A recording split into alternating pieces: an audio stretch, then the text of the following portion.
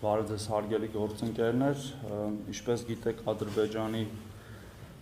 ագրեսիվ գործողությունների արդյունքում մենք ունենք սրված ռազմական իրավիճակ Արցախի հանրապետության տարածքում։ As a result of aggressive offensive by the Azeris, we have the tense military situation in Artsakh. Որի պատճառով մենք ունենք բազմաթիվ վիրավորներ, ինչպես նաև զոհեր թե ռազմական անձնակազմի շրջանում եւ թե հատկապես ինչը դատապարտելի է քաղաքացիական վերահսկողության շրջանում։ As a result of which we have sustained casualties and losses both within the military personnel as well as in particular which is to be adamantly condemned among the civilian population. Ես ինքս ուշ երեկոյան եմ վերադարձել Ստեփանակերտից եւ դա իմ երրորդ այցն էր առաջի օրվանից եւ ուզում եմ նաեւ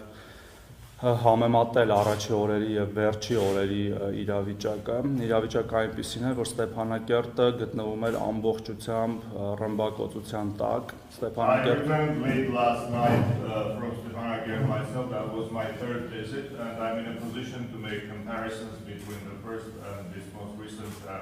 situation. And I can report to you that Stepanakert was fully and completely under heavy rocket and artillery shelling. Եվ որևէ տարբերություն չկար այդ հրթիռների թիրախների առումով, դրանք թե քաղաքում գտնվող միգուցե ռազմական օբյեկտներն են եւ թե քաղաքացիական, հատկապես ենթակառուցվածքային, ինչը փաստացի խափանում է քաղաքացիական բնակչության բնականոն կյանքը։ And I can report to you that the targeting was absolutely indiscriminate, making no distinction between perhaps military and civilian targets. That includes civilian infrastructure, which makes it very difficult to organize any work with the population, including perhaps evacuation or any other services. Եվ հատկապես ես կարող եմ խոսել բժշկական ծառայության առումով, երբ ամբողջությամբ մոբիլիզացված Արցախի բժշկական համայնքը, ինչպես նաև Հայաստանից նրանց օգնության մեկնած մեր գործընկերները, փաստացի երբեմն զրկված են լինում կարիքի մեջ գտնվող մարդկանց օգնություն ցույց տալիս, որովհետև Ստեփանակերտը կամ այլ քաղաքները գտնվում են օդային տագնապի եւ ռմբակոծության տակ եւ նույնիսկ շտապօգնության մեքենաները չեն կարողանում օգնության հասնել այն քաղաքացիներին, որոնք դրա կարիքը ունեն։ I'm responsible for the medical situation, and I can tell you that the entire medical professional staff has been mobilized to assist and extend help to those in need of it most. And the intervention, the shelling by there is preclude more often than not the work of the medical staff and the traffic of the ambulances that are responding to the emergencies most of the time because of the air alerts. Ավելին ասեմ, ինքս եմ ականատես եղել Ստեփանակերտի հանրապետական հիվանդանոցին շատ մոտ, այնքան մոտ, որ հիվանդանոցը պարզապես դղրդաց հրթիռային հարվածին, որը մեծ հավանականությամբ կարող է նաև հարվածել հենց հիվանդանոցին եւ ոչ թե դրա մոտ եւ այնպեսի I'm witness firsthand to a shell falling in extreme proximity with the Republican Hospital of Stepanakert, actually missing it by a hair's width. Եվ կա մեր բժշկական անձնակազմի մոտ այնպիսի տպավորություն, տեսնելով Ադրբեջանի ռազմաքաղաքական ղեկավարության մտադրությունները, որ չի բացառվում, որ լինի ուղիղ հարված նաև բժշկական ենթակառուցվածքին, ինչը նույնիսկ կարելի է համարել որպես պատերազմական հանցագործություն խաղաղ բնակչության նկատմամբ։ There is a prevailing perception among our medical staff that the military political leadership of Azerbaijan will not refrain from directly hitting medical infrastructure, which is would directly may be qualified as a crime of war. Ամբողջ Ստեփանակերտը նման բեկորների մեջ է այս պահին, արգելված զինատեսակներով, հարվածվում է, ասեցի արդեն, գրեթե ամեն ինչ եւ նույնիսկ երբ որ մեքենայով փորձում ես տեղափոխվել, ականատես ես լինում նման իրավիճակի, այսինքն քանդված բնակելի շենքեր, հողին հավասարացված երբեմն տարբեր ենթակառուցվածքային օբյեկտներ, ինչը կրկին համարում ենք անթույլատրելի հատկապես նման արգելված զինատեսակների օգտագործումը։ All of the territory of Stepanakert is scattered with fragments of ordinances like the ones I demonstrated to you, and that includes also ammunition which is banned by international treaties, that is prohibited to be used even in war. There are many civilian buildings, residential buildings that have been hit hard, and there is rubble all over. There are civilian infrastructures raised to the ground, which makes it almost impossible to bring help to where it's needed most. Եվ վերջում ավելացնեմ ամփոփելով խոսքս, որ չնայած այս ամենին մենք մեր հայրենակիցների կողքին ուժեղ կանգնած ենք, ամբողջ բժշկական հանրույթը Հայաստանի եւ Արցախի իր գրեթե մյուս ոչ այդքան կարևոր գործերը թողած զբաղվում է մեր վիրավորների բուժմամբ եւ տարհանմամբ եւ Գորիսը ենթադրում եմ արդեն տեղեկացվել եք նաեւ ամենահիմնական տարանցիկ կետն է այդ գործի մեջ եւ մենք մինչև վերջ պայքարելու ենք եւ հաղթելու ենք։ In conclusion, I would like to inform you that notwithstanding this irresponsible offensive, the entire medical community of Armenia and Artsakh are consolidated around the task, setting aside perhaps every other business of tending to the wounded, helping with the evacuation. You may already know that Goris has become a transit hub for the casualties, and we are investing every capacity in facilitating this. And to end my intervention, I would like to reaffirm that we shall definitely persevere and win this war. Thank you for your attention. Շատ բարի գործընկերներ այժմ պարոն նախարարին կարող եք ուղղել ձեր հարցերը, դուք այդ հնարավորությունն ունեք։ Questions are welcome. Please. Mr. Zavchernov from Associated Press. How many civilians injured? Are there any numbers injured, dead? I would like some specifics. Thank you. Yesterday, you may aware. Ինչ լեզվով պատասխանեմ։ Երեք մարդու իրավունքների պաշտպանի Արցախի հանրապետության հրապարակեց քաղաքացիական բնակության շրջանում զոհերի եւ վիրավորների թիվը։ Ես հիմա իհարկե թղթով ձեռքից տակ չունեմ, բայց եթե չեմ սխալվում, քանի որ ինքս եմ խոսել նրա հետ եւ քննարկել այդ հարցերը հենց Ստեփանակերտում, երեկվա դրությամբ կար 19 զոհ քաղաքացիական բնակության շրջանում եւ 80 վիրավոր, որը կրկնում եմ Ադրբեջանի տարբերություն, այսինքն քաղաքացիական ենթակառուցվածքների եւ շենքերի վրա հարձակման արդյունք է։ Մենք իհարկե զբաղվում ենք նաեւ այդ քաղաքացիների բուժմամբ եւ տարհանմամբ եւ շարունակելու ենք դա անել։ Եվ ես կրկին անթույլատրելի եմ համարում նման վարքագիծը։ Yesterday, the Ombudsman of the Republic of Artsakh has published that information. I do not have the numbers at hand, but I discussed that with him last night. And if I'm not mistaken, as of last night, the casualties included 19 civilians lost their lives and 18 more were wounded. And I have to reiterate that this is a result of the indiscriminate offensive by terrorists attacking civilian residential buildings and civilian infrastructure. Of course, we're doing everything we can to tend and treat the wounded and organize the evacuation ASAP. Arthur? Կենտրոն հեռուստաընկերությունը Արտուր Հակոբյան, պարոն Թորոսյան, երկու հարց ունեմ, մեկը ոլորտի վերաբերող, քանի որ ասացիք արգելվող զենքեր են կիրառում, ոչ որ տարբեր դրամաչափի հրթիռներ, մասնավորապես ինչպիսի վիրավորվածություն է լինում, այսինքն ինչ աստիճանի վնասվածքներ են ստանում, ունենք անհրաժեշտ հագեցվածությունը սարքավորումների, մասնագետների, տեղ հիվանդանոցներում եւ արյան խնդիր արդյոք ունենք թե ոչ այսօր։ Since you mentioned that they're using prohibited ammunition and ordnance, can you specify what the kind of injuries caused by this kind of ammunition? And a follow-up question, whether we have enough equipment and enough of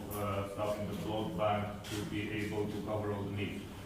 Ընդհանուր առումով ասեմ, պատերազմի ժամանակ ստացված, այսինքն այս պատերազմի կամ այս սրացման ժամանակ ստացված վիրավորումների բնույթը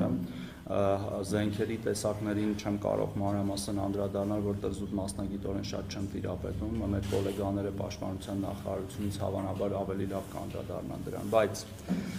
վիրավորումների ճնշող մեծամասնությունը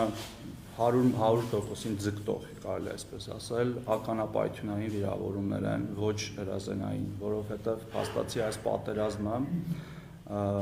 այնպես է ստացվել, որ օդային կամ հրետանային կամ թռչող անօդաչու սարքերով պատերազմ է եւ մեր վիրավորների, ասացի, ճնշող մեծամասնությունը ականապայթյունային են, մարմնի մեջ բազմաթիվ բեկորներով եւ հենց այդ բեկորներն են կամ պայթյունի ուղիղ ուժը, որ առաջացնում են վիրավորումը կամ դժբախտաբար նաև մահը։ My point is that the MOD medical service are a better place to specify the relation between the kind of armament used and the injuries sustained. But I can tell you that almost 100% of the wounds are caused by the explosions rather than being firearm wounds, and that reflects the nature of the offensive, which uses UAVs, heavy artillery and rocket shelling, as well as air attacks. So basically most of the injuries are fragments that are stuck in the tissues and either unfortunately deaths caused by the direct impact of the explosions or the fragments that have caused major damage. Եվ վերադառնալով ձեր հարցի երկրորդ մասին, այո, Արցախի Հանրապետության թե քաղաքացիական եւ թե ռազմական բժշկական հաստատությունները ապահոված են բոլոր անհրաժեշտ դեղորայքային պարագաներով, պարագաներով, բժշկական սարքավորումներով, ինչպես նաև արյան պաշարներով, եւ ինչպես իմ բացման խոսքում նշեցի, մեր համար մեկ խնդիրը հիմա լինելով դա ամբողջ ուշադրությունը թե իմ անձնապես, որտեղ տեսնում եք, ես էլ կարելի ասել բոլոր գործերը թողած սրանով եմ զբաղվում, եւ թե նախարարության մեր եւ Արցախի, ինչպես նաև ընդհանրապես բժշկական հանրույթի սա է։ Մատակարարումները արվում են անխափան, այդ բոլոր իմ նշած նյութերի պարագաների, ինչպես նաև անձնակազմի բժշկական, որոնք որ իրենք են նույնիսկ մեզ խնդրում, որպեսզի գնան եւ օգնեն իրենց Արցախի գոլեգաներին, մենք երբեմն նույնիսկ մերժում ենք, որպեսզի այդ ամեն ինչը կանոնակարգված արվի եւ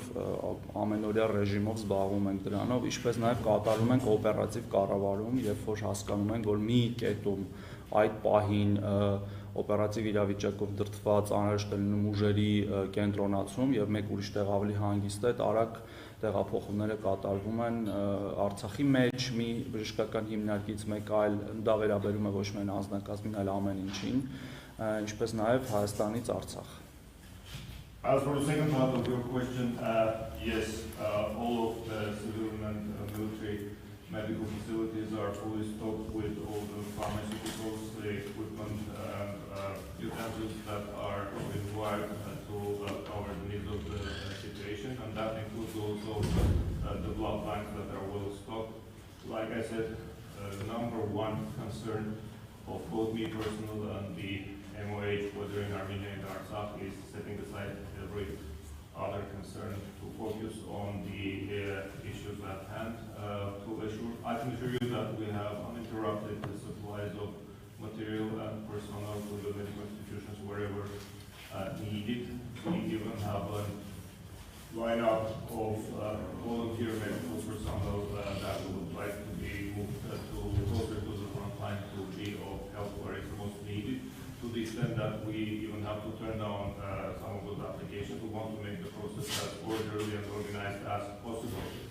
We also do operational management. That means transfers of personnel and staff as required to those segments where the need becomes more apparent. All of these issues are handled in a professional and fast way. Երկրորդ հարցը, որ ասացի, որը ոլորտին չի վերաբերում պարոն Փորոսյան, որպես Հայաստանի Հանրապետության կառավարության եւ իշխող կուսակցության ներկայացուցիչ, քանի որ այսօր ունենք այդ հնարավորությունը ձեզ հարցուղելու, դուք ինչպես եք տեսնում հակամարտության լուծումը։ Բազմիցս շնորհակալություն, բազմիցս նշվել է, որ ընդհանրապես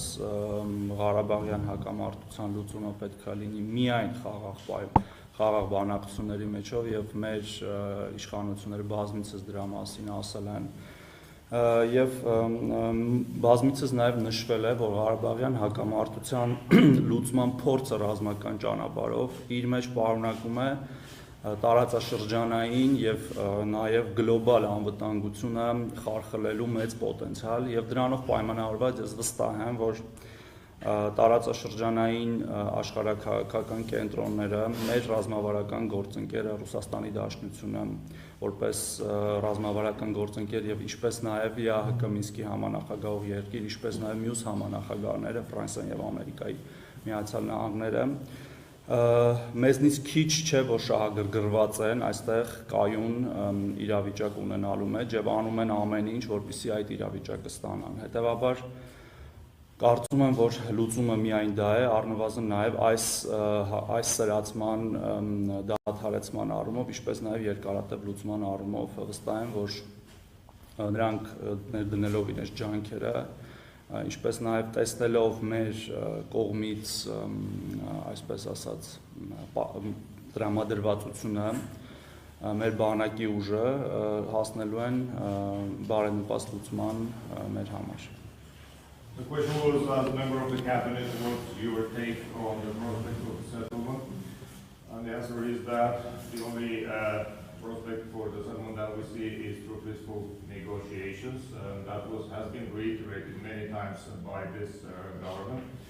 We consider that no military attempt to resolve it has any chances of success. On the opposite, the military attempts to resolve the issue may result in grossly undermining regional and even global security. We are closely cooperating with geopolitical power centers that include our strategic ally, the Russian Federation, as well as the co-chairs of the Minsk Group, France, the US, and Russia. And we will not settle for anything less than a peaceful resolution. I know and I hope that seeing the resolve and the determination of our nation and our army, the adversary will realize this too eventually. Simon Ostrovsky, PBS NewsHour. I have two questions. I realize you might not have exact figures because you're the health minister, but do you know what casualties are among soldiers of both Armenia and Karabakh since the start of this war? And also, can you confirm that the Russian Prime Minister visited Armenia yesterday? And if so, do you know what the results of any talks that he held were?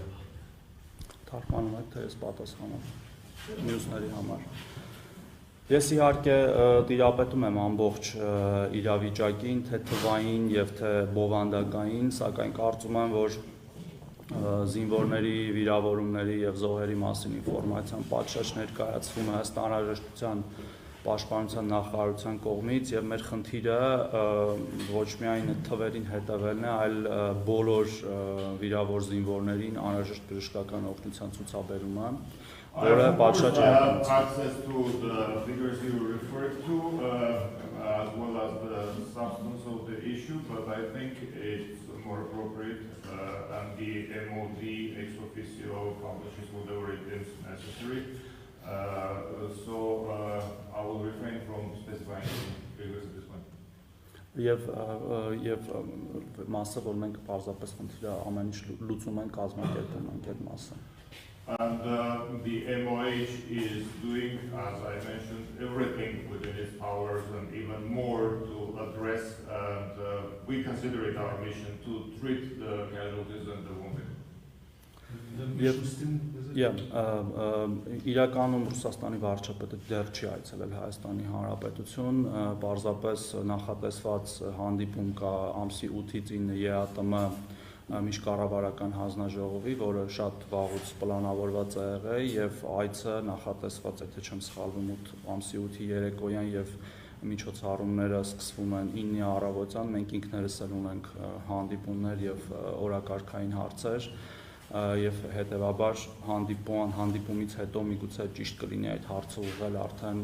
վարչապետի աշխատակազմին. The visit you referred to has not taken place yet. I assume you are talking about the Eurasian Economic Unit Summit that is to take place between the 8th and the 9th of October this year in Yerevan.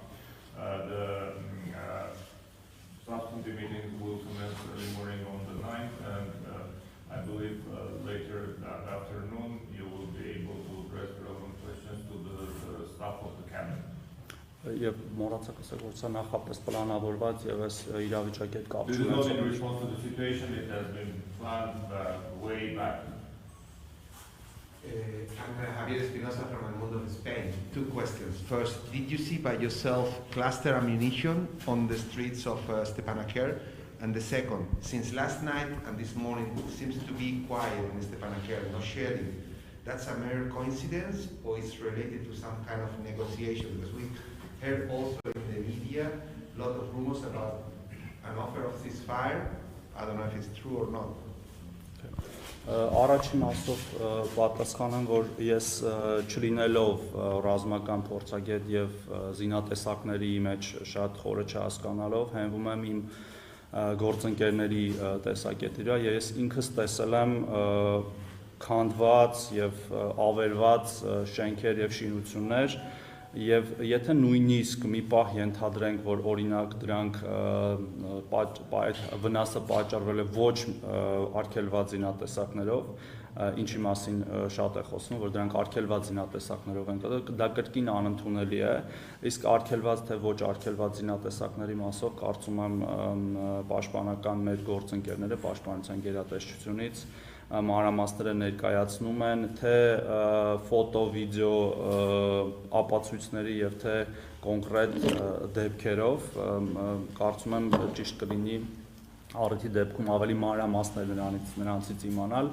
Թարգմանեք ես Like I said, not being a military expert, I'm not well versed in being able to make the distinction between types of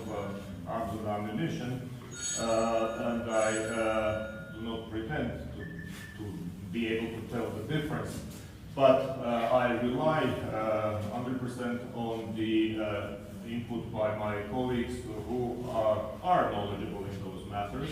And they assure me that, yes, that is the case. But let's for a moment imagine hypothetically that the destruction we see in Stepanakert is caused by non-prohibited arms and ammunition. Would that make any difference when you are killing innocent civilians? That would still be unacceptable, whether it's the damages caused by prohibited or allowed arms. Therefore, apart from that, the evidence you are asking about is amply available with our military colleagues who are ready to share it, whether it's cartographic material, photographs, or AV footage. Case by case, that is available. You just have to ask where it belongs. Եվ երկրորդ մասով մեր տեղեկատվությամբ առավոտյան կրկին ռմբակոծությունները վերսկսել են եւ օդային տագնապները տրվել են Ստեփանակերտի տարածքում եւ մենք առնվազն բժշկական մասով, այդ բժշկական ծառայությունները ապահովելու մասով, բնակչության անվտանգության մասով որևէ տարբերություն չենք տեսնում երեկվա եւ այսօրվա միջեւ. As for the second part of your question, for your information, the air alert and the shelling from the air has resumed early this morning, and at least in as much as it pertains to providing medical services, we do not see so far any difference in the situation. Եվ պարզապես մի կտորել ավելացնեմ, Եվ նորից եմ կրկնում, այստեղ շատ կարևոր է ծառայությունների անխափան աշխատումը քաղաքացիական բնակչության համար, որը պարզապես գրեթե անհնար է դառնում նման ռմբակոծությունների արդյունքում, ես որպես օրինակ բերեմ, ամբողջ օրը գրեթե տարբեր թաքստոցներում լինելով, ես ինքս վերջում արդեն հասկանալով, որ միգուցե օդային տագնապը այդպես էլ չավարտի, ես պետք է տեղաշարժվեմ, ստիպված եմ եղել նույնիսկ տեղաշարժվել օդային տագնապի պայմաններում, վտանգելով թե իմ, թե գործընկերների կյանքը։ Նույնը տեղի է ունենում բոլոր ծառայությունների, որոնք պետք է ապահովեն կենսական ծառայությունների աշխատանքը եւ նշում եմ հատկապես բժշկական, երբ որ օրինակ շտապօգնության մեքենան կարիքավոր մարդու, իդեպ ոչ միայն վիրավոր, օրինակ սրտամկանի ինֆարկտով, որովհետև քաղաքացիական բնակչության այլ բժշկական խնդիրները չեն վերանում պատերազմի ժամանակ, տեղափոխում է այդ քաղաքացուն հիվանդանոց կամ հիվանդանոցից մեկ այլ հիվանդանոց եւ կարող է հարված ստանալ բալիստիկ հրթիռից, հրետանուց կամ այլ կամ նույնիսկ թռչող օդային օբյեկտներից, անօդաչուներից, զինվոր ռազմական, որոնք որ հարվածում են, ինչը կրկին ասում եմ անթույլատրելի է եւ դատապարտելի։ Like I said, and I have to repeat that in situations like this, being able to provide uninterrupted services to the civilian population is a predominant issue, and which is disrupted, if not made altogether possible by the constant terrorism. And I can illustrate it with my own example. I have spent most of last evening in shelter. But then again, realizing that the air alert is not going to be removed anytime soon, I have to come out even under the conditions of the shelling, exposing myself and my colleagues to imminent danger. And that is, like I said, disrupting the delivery of essential and vital services to the civilian population. I have to emphasize, for example, we're not talking only military casualties of the conflict, we're talking regular people who need urgent assistance, like an old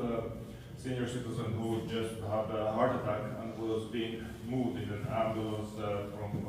transferred from one location to the other. And the vehicle was targeted indiscriminately, both by rocket artillery and UAV fire, notwithstanding the clear markings of this being an ambulance. So this is clearly unacceptable and needs to be strongly condemned.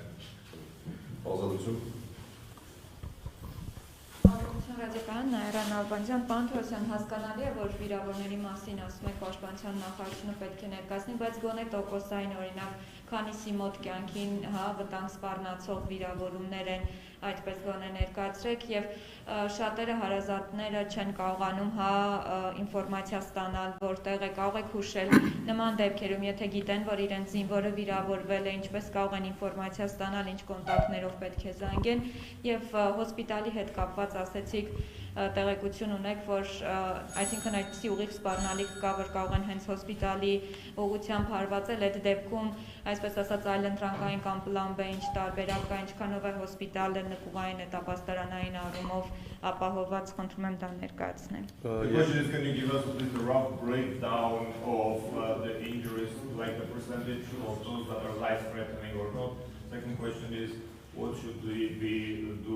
where should the relatives and other individuals concerned about their next of kin being wounded address? What are the channels for which they could get meaningful information about their condition and state? Հոսպիտալի վիճակի հետ կապված And about whether there are backup plans about with respect to the hospital, and does it have adequate shelter capacity? Like you mentioned, there was a near miss of hit at the hospital. Ես վերջի հարցից սկսեմ պատասխանել, տեսեք, ուրեմն թիրախավորման մասին հստակ ապացուցված ինֆորմացիա մենք իհարկե ես որպես առողջապահության նախարար եւ բժշկական ազնագազմը չունի, մենք պարզապես վերլուծելով հակառակորդի գործողությունները, երբ որ տարբերություն չի դրվում օբյեկտների նշանակության եւ հումանիտար հատկապես նշանակության մեջ, պարզապես կարծում եմ, որ նրանք զերծ չեն մնա միգուցե նաև հիվանդանոցներին հարվածելուց, Եվ դրանով պայմանավորված մենք ոչ միայն այս պահին, այլև ընդհանրապես միշտ ունենք պահեստային պլաններ ծառայությունները կազմակերպելու համար, կոնֆլիկտի զոնայում Արցախի Հանրապետությունում գտնվող բոլոր հիվանդանոցային հաստատությունների համար, ես ավելի մանրամասներ չեմ բացի, որպեսզի վտանգի տակ նրանց չդնեմ։ Երկրորդ մասով, ուրեմն վիրավորների մասին տեղեկատվության բացը լրացնելու խնդիրը մենք գիտենք, մենք ինքներս էլ ենք ստանում բազմաթիվ զանգեր եւ հարցումներ, թե բարձելու համար ով որտեղ է գտնվում, եւ այդ հարցը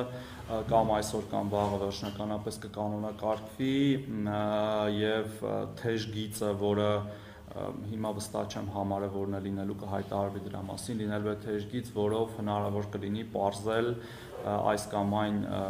զինծառայողի գտնվելու վայրը, վիճակը, չնայած ի սկզբանե բոլոր ճանաչված վիրավորները հիմնականում կարողանում են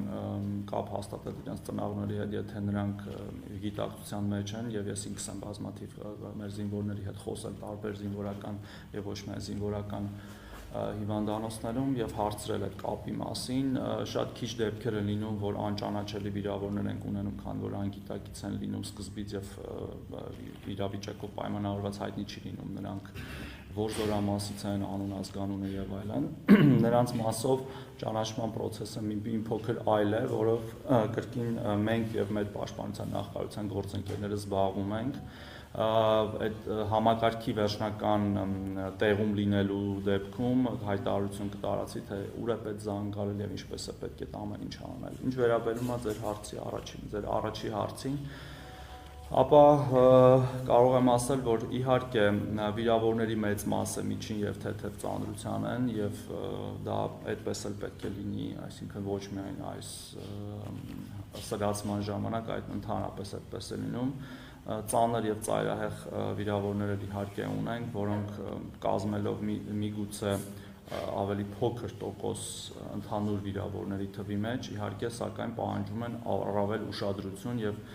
հենց նրանց է ուղղված բժշկական հաստատությունների եւ անձնակազմի ամենամեծ ուշադրությունը, որպեսզի նրանց կյանքին վտանգ չսպառնա եւ նրանք փրկվեն։ Իսկ թե ինչու է ծանրները եւ ծայրահեղ ծանրները փոքր տոկոս, դա բացատրելի տրամաբանական է, որովհետեւ դժբախտաբար նաեւ ծանր վիրավորումներից մինչեւ բժշկական հաստատություններ հասնելը որոշ ծառայողներ նաեւ մահանում են։ We have analyzed the patterns of the bombing and shelling, and which clearly indicates that there is absolutely no discrimination in targeting, which is why we consider it not altogether impossible that they will also hit civilian infrastructure, including our hospital. Therefore, I can assure you that we do have backup plans and facilities for the such possible eventualities. As for your second question, we do get a big number of calls and inquiries from relatives and concerned people about the wounded. And today, today and early tomorrow, we will set up, this is being addressed as we speak, a hotline where I can't tell you the number at this point, which these individuals may call to get reliable information about the whereabouts and the condition of their wounded relatives. We sometimes, I myself have talked to many military servicemen being treated in the hospitals and inquired about their communication with their relatives, and predominant majority of them have no problems of calling and talking to their relatives. There is a problem with some of the wounded servicemen that we are either unconscious or have no IDs and we cannot communicate with them. There are mechanisms to address this, which we are also putting in place. So the solution, we cannot pin down either their names or regiments that they've been from, but that we're working on that, and there are solutions to this as well. As for your first question, the predominant majority of the wounded being treated have sustained medium and light injuries. Of course, there's a small percentage in proportion of grave injuries and extremely grave wounded. And of course, the attention of the medical personnel is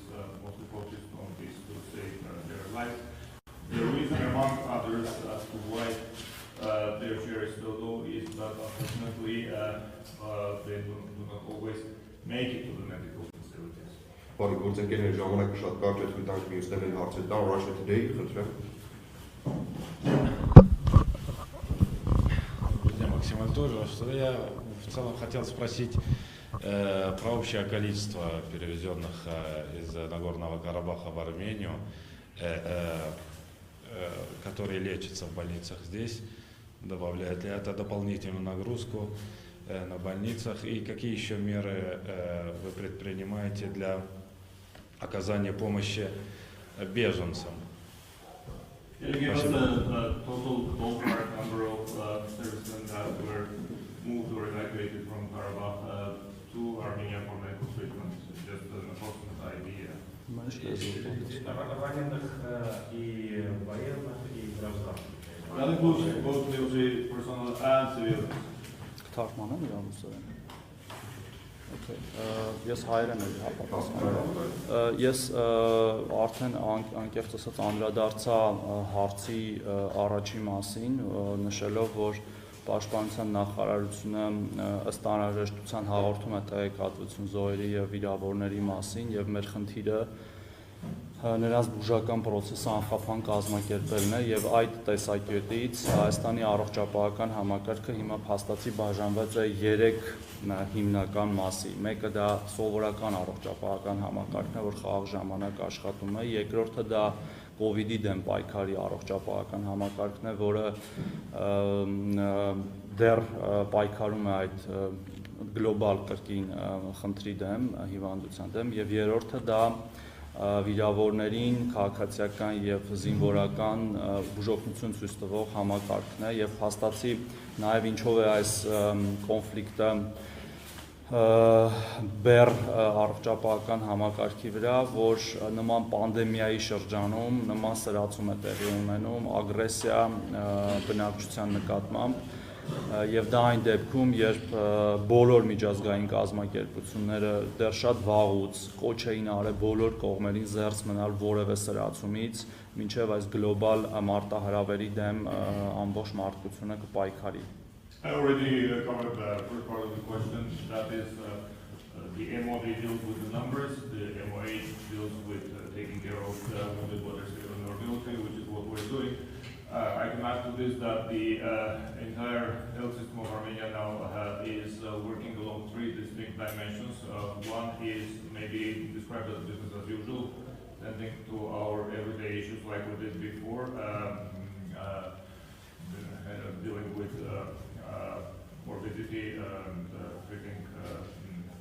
diseases. The second dimension is working in conditions of the COVID pandemic,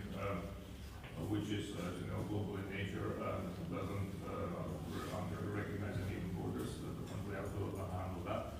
The third dimension is dealing with the military and civilian casualties of war, which I also described in as much as practicable. But I have to just make a note that this creates an additional burden on the health system because in conditions of pandemic, aggression and escalation of the conflict is absolutely impermissible, and there have been many calls and statements by relevant international organizations and players asking not to revert to violence in the existence of the pandemic, which is something that has been blatantly violated by the Azeri fences. Եվ երկրորդ մասով Հայաստանի Հանրապետություն տեղափոխված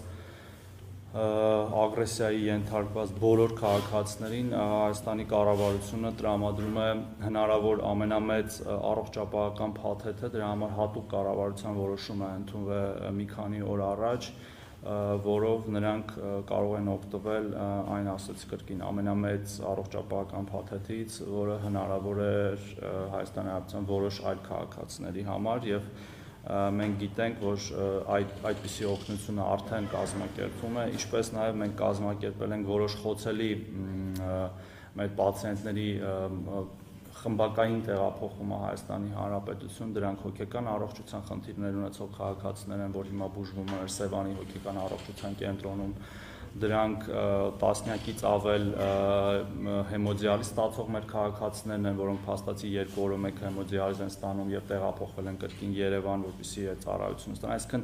խաղաղ բնակչության Հայաստան տեղափոխված խաղաղ բնակչության առողջապահական ամբողջ ծառայությունները կրկին հոգետանում Հայաստանի Հանրապետության կառավարությունը։